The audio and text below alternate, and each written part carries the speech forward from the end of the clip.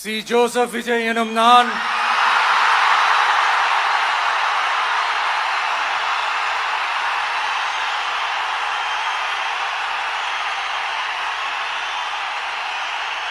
சட்டப்படி அமைக்கப்பெற்ற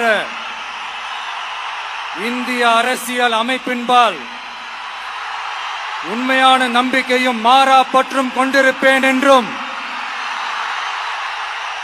இந்திய நாட்டின் ஒப்பில்லாத முழு முதல் ஆட்சியையும் ஒருமையையும் நிலை நிறுத்துவேன் என்றும்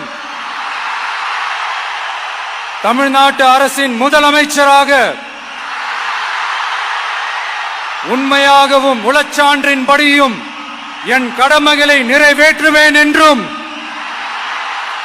அரசியல் அமைப்பிற்கும் சட்டத்திற்கும் இணங்க அச்சமும் ஒருதலை சார்பும் இன்றி விருப்பு வெறுப்பை விலக்கி பலதரப்பட்ட மக்கள் அனைவருக்கும் நேர்மையானதை செய்வேன் என்றும் ஆண்டவன் மீது ஆணையிட்டு உறுதிமொழிகிறேன்.